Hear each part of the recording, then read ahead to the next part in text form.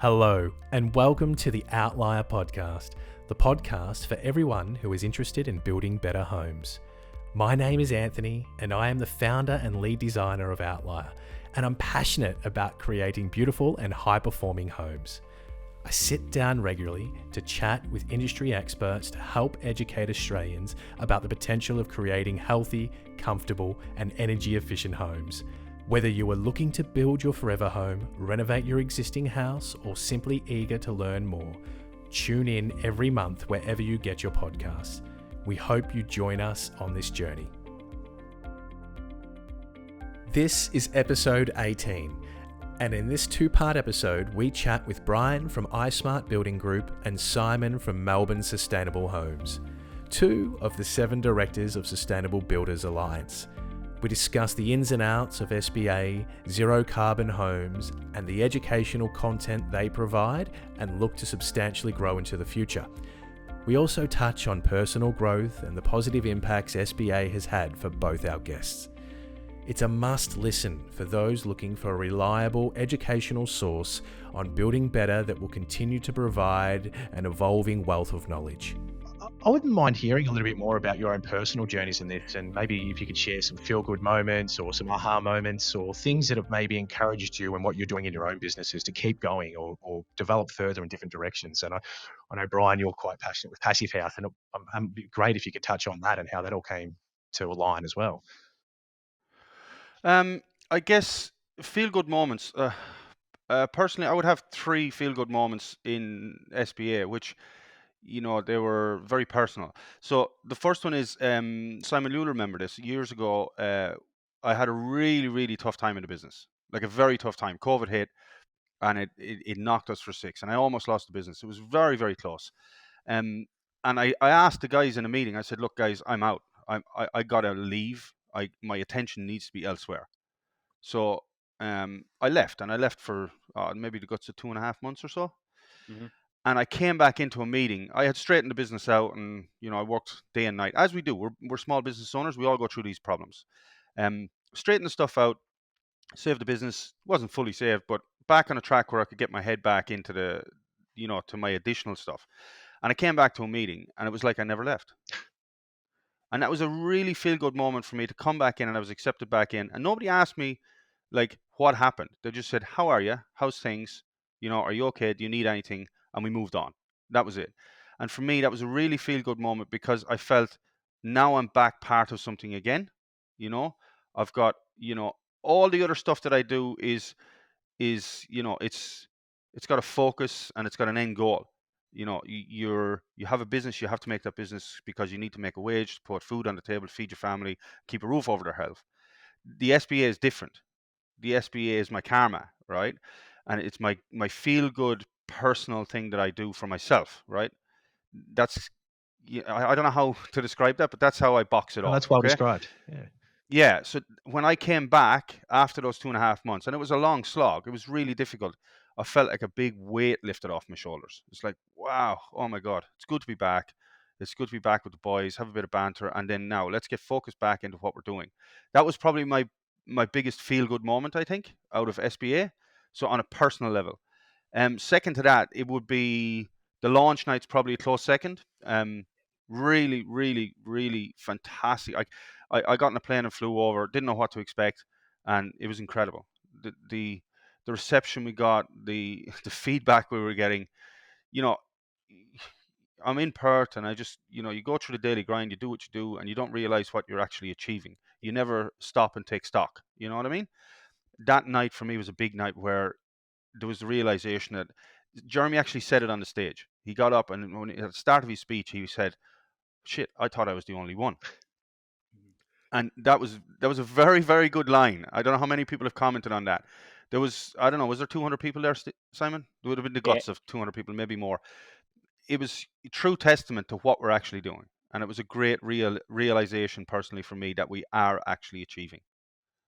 Yeah. So those 2 would be top of the list. I'd say the third one was probably the sponsorship.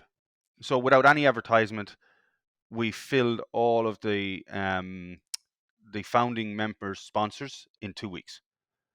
For me, that was, that's just cemented the fact that all that hard work you're doing, guys, you are actually making a difference, and the heavy hitters are backing you in. Yeah. So for me, that was it was a real feel good moment. That personally, it's when you get the monetary value behind what you're doing, and you get people backing in and believing you, especially heavy hitters. There's a lot of heavy hitters in those first 10, and it wasn't a small amount of money.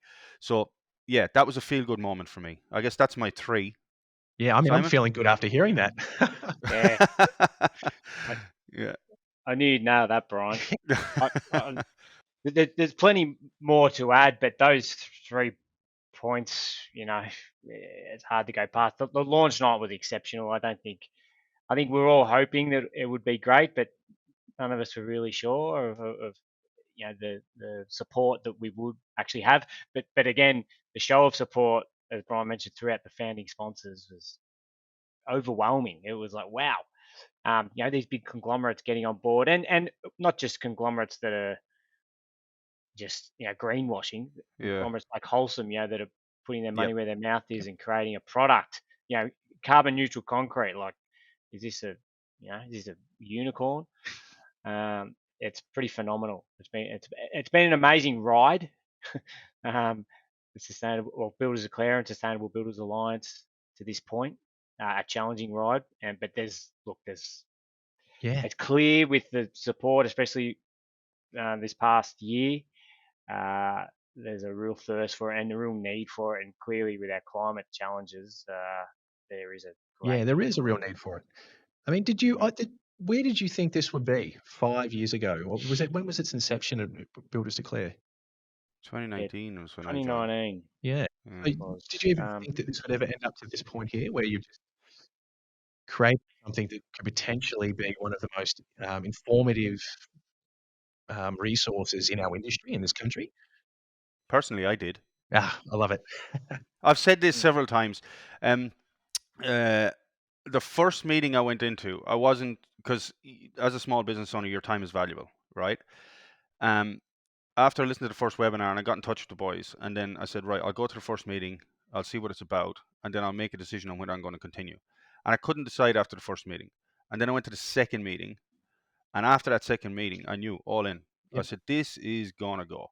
This is absolutely going to go. There is 6 other guys in the room, and they're all very like-minded. There is no bullshit in the meetings. We are on a mission. How we get there is, it's almost like we're on a train, right? We're the loco drivers at the very front of the train. And for 4 years, there's been nobody in any of the carriages. We've just been plowing forward, pushing and pushing and pushing and pushing. And then all of a sudden on the launch night, we stopped at the station and all the carriages filled up. Yeah. That's what it feels like to me. And now we're adding carriages. So we're just becoming a bigger train and a longer train, and we got more and more content that we're putting through, and we're getting a better train, a bigger train and a faster train, and there's more people jumping on the carriages. It's kind of an analogy, maybe silly, I don't care, but for me, that's what it feels like. It feels like a train, and now it feels like we're really starting to gather momentum, and it's going to be very hard to stop us, I think, at this point. That's kind of what it feels like to me. Well, agreed. Yeah. Absolutely There's a nailed lot it. of momentum. Yeah, a lot of momentum. Did Yeah. you have anything, Simon, that you? Uh, I, I'd have. I feel like a bit of bit silly to think that I don't really have any insight into it. I know that I would have thought something, but I don't know. I know where it can go now. I don't. Yeah. I think the sky's the limit. Honestly, I'm actually talking with Jeremy Spencer's wife at the launch, and she goes, like, she was like a bit like, well, where to now? Like, this is huge. Where to now?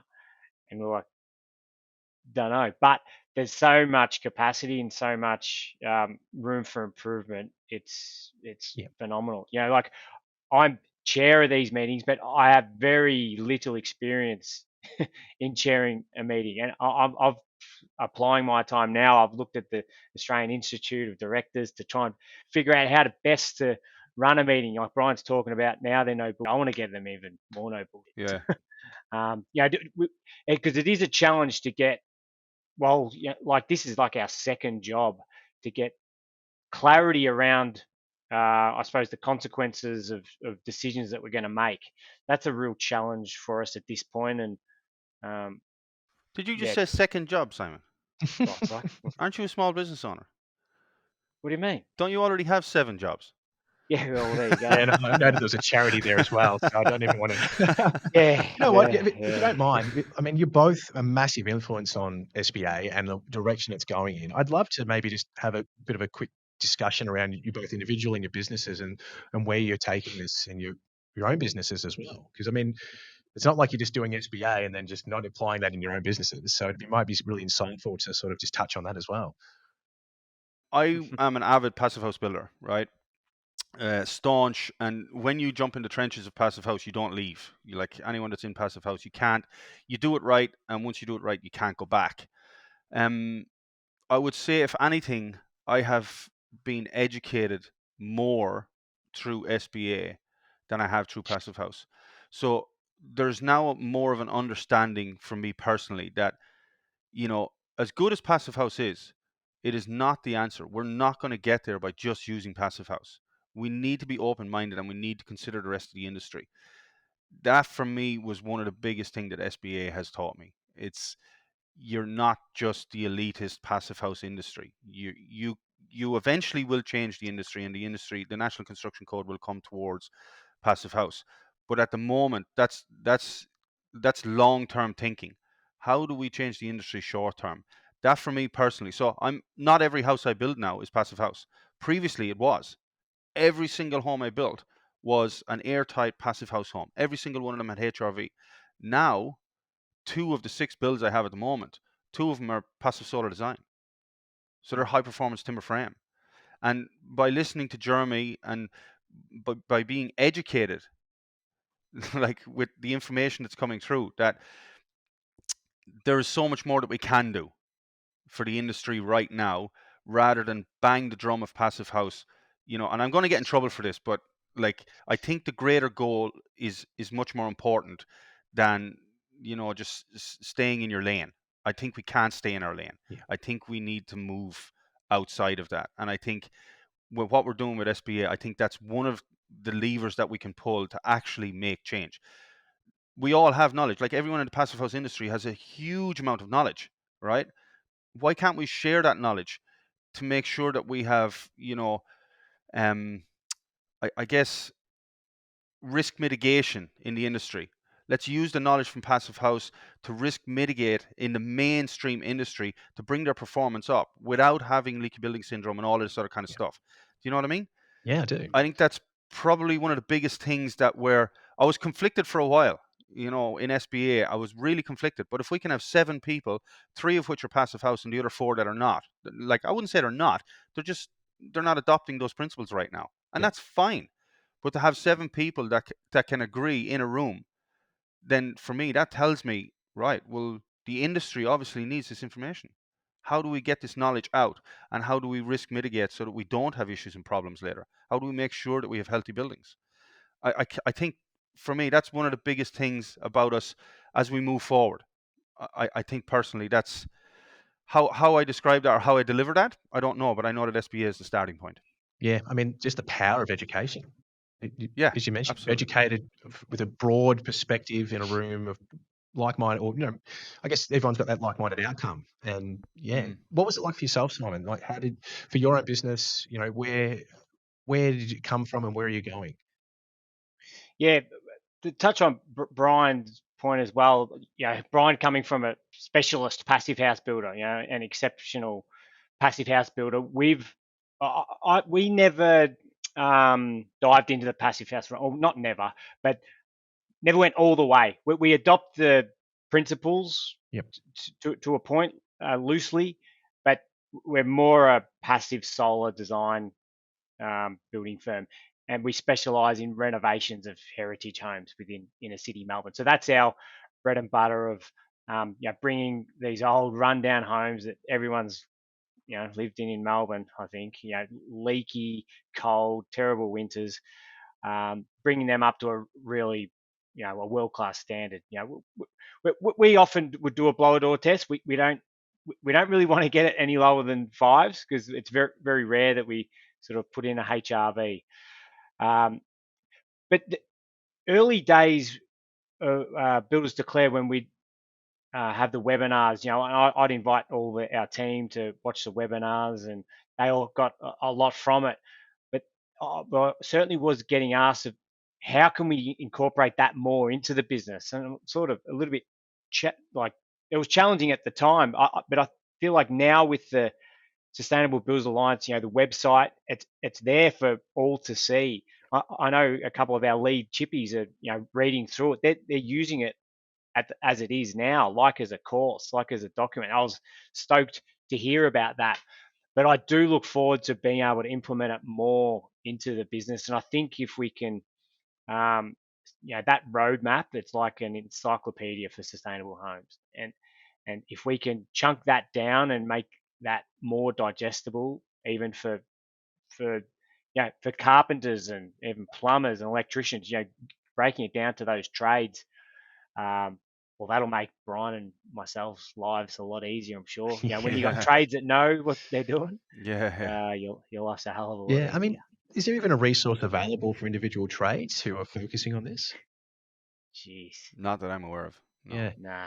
God, that's something we receive. It's not like they don't exist. We have lots of trades who are generally interested in what we're doing and want to learn more, but it's kind of challenging to be able to send them in a direction that's specific to what they do, their day to day. So, I mean, yeah, that'd be great to be able to have a resource that we would just be like, go check that out. It's there for you to read and educate and learn. So, I was going to ask you what you're both individually most excited about in the future. But I think we've spoken a lot about those things. So if you've got anything further that you'd like to mention as well that is really hot, like lighting you both up into the future. Christmas. I don't look too far ahead. Yeah, great. No. You want to do some fishing, play with the kids. No, but Brian, you touched on it earlier, making sustainable and energy efficient homes mainstream. Yeah. It like this. I've been running this sort of thought process in my head, and maybe it's dumb, but we can blow up the world. We've got enough nuclear bombs to blow up human civilization, but we've got humans freezing in their homes. Yeah. So we've got this technology that can end the world, but we're not making the world comfortable. Like, you'd think that doesn't make sense. Clearly, there's gone too much effort in war. Too many resources have gone to there, and not enough to actually how humans are living. And it's simple stuff. Like, once you know how to build a sustainable, comfortable home, it's really simple stuff that we're just not applying. So I look forward to the day where it is mainstream and it's just standard. And everyone's living in lovely, comfortable homes. I think we all want that. I'd also hate to see that pie chart of that analogy you just described. It'd be a fairly small slither for human comfort levels in homes. Yeah. But we all know what drives that. Oh, yes, let's not go there. All right. So there's the final question for you both before we part. But it's something we ask all our guests. And the question is there anything that you would want to change in the National Construction Code, and what is it? Or maybe just in industry in general? Who wants to go first? Brian's all over these NCC. He's been thinking about this for years. Look, I will say it is changing. It's a bit slower than we would like it to be, but at the same time, it's not something that we can change overnight. Again, to harp on about what I said earlier, I now understand that a passive house is it's okay when you're in there and you're doing it and it's fine, but when you are at the bottom of the ladder, or not at the bottom of the ladder, that's the wrong term, but everybody needs a home. So if you're a 20-year-old or 21-year-old apprentice and you need to buy a home, it needs to be affordable, right? Yeah. Passive house is not affordable for that person. It's just not a reality. So if we go back to the basics and we say first home buyers or greenfield buyers, that's what we need to fix. Yeah. That there is what we need to fix. Okay.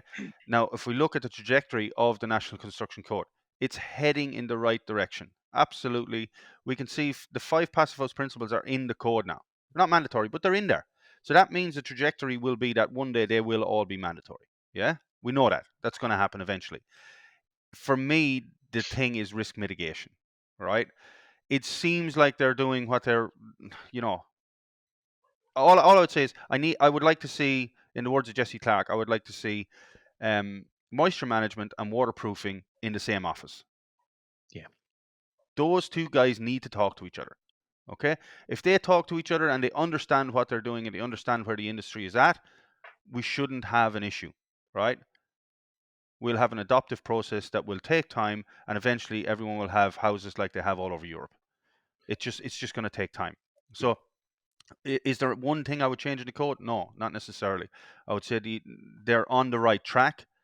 Let's just mitigate the risk, I would think. Yeah, And no, that's then, fair to say. like for me, that's what it is. Anthony, I think you advocate for this one as well, but the as-built verification. Yeah. Yeah, that just seems such an obvious, and that they don't even have to. That could happen tomorrow, and that it doesn't mean they have to get it 100% right, but just to keep accountability for builders and developers. Uh, and it doesn't need to be every home either. Like the plumbers are checked here in Victoria, they check. It's sort of a lottery. They put in their work application, whatever it is, certificate. Wait around, the inspection may or may not happen. I think that'd be a good starting point, and I think it would reveal really the state of the industry. Do some blower door tests on some of these homes and see where they are at. Might be, who knows? Yeah. I won't Yeah, no, like speculate on Brian touched what on it as might. well, and I mentioned this, and I have previously, but the first rate 5 certificate that's coming out with NatHERS assessments now does have an as-built verification checklist in there. So again, it's not mandatory, but it's there now. Yeah, And what does that mean for the future? So it will be. Yeah. yeah, The only other thing I would comment is something I would love to see, ever the optimist. I would love to see some kind of LCA introduced as mandatory. So every single home from 2025 should have an LCA, because we need to know what we're building. We need to know what our carbon footprint is moving forward. We can't get to 2050 and say, "Oh, let's start counting our carbon right now." That doesn't work. So Yeah. E2 will now have like an app or a quick system, relatively inexpensive, really straightforward. They could start with that. That could be part, let's say 2025, by the end of 2025 or January 2026, every new home built or every new construction project must have LCA. I would love to see that, because then we can actually see data of what we're doing and how poorly we're performing. Yep.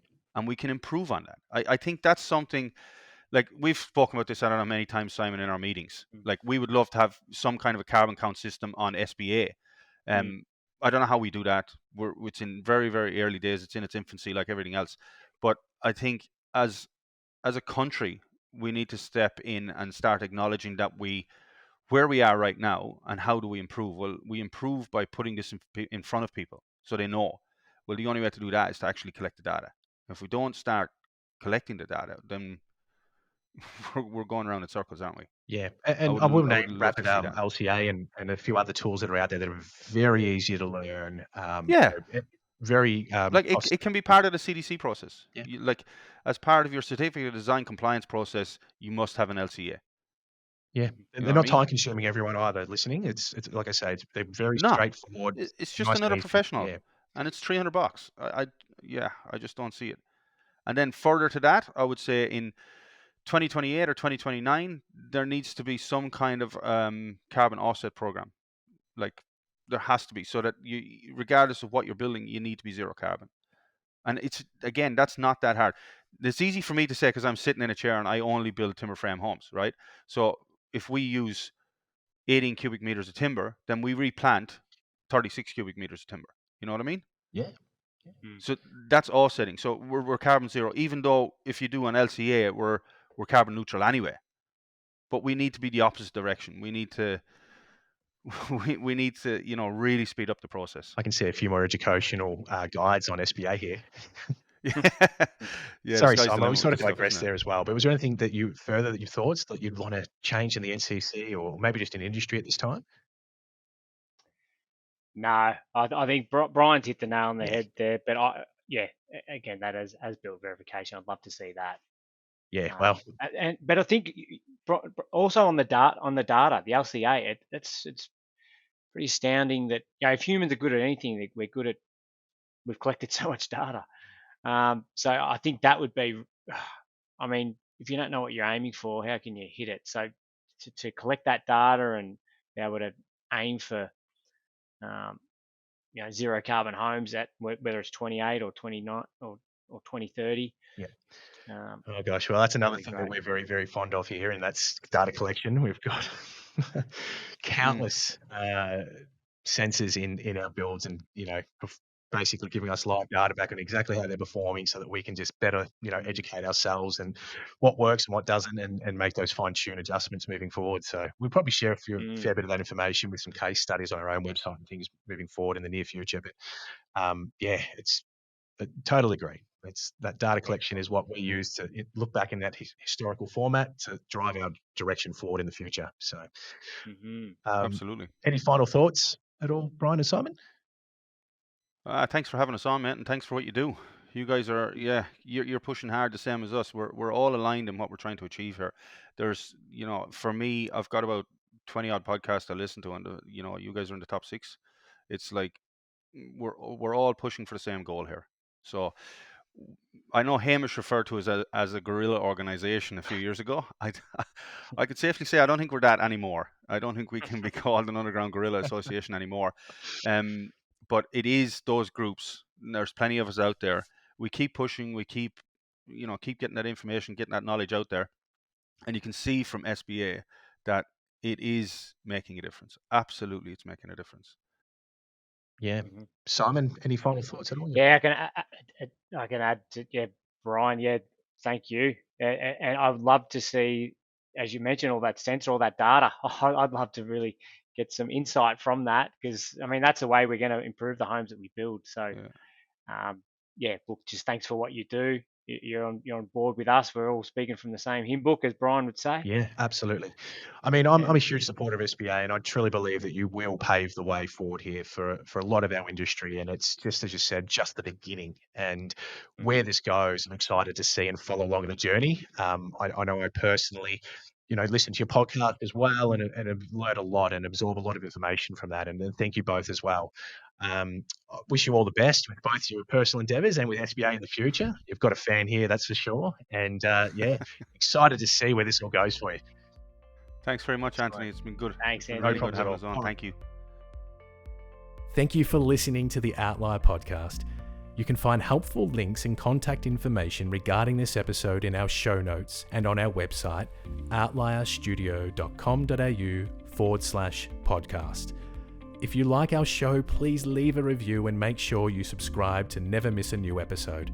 If you have further questions for us or would want to share some additional feedback, please feel free to DM us on Instagram or Facebook. Until next time on the Outlier podcast.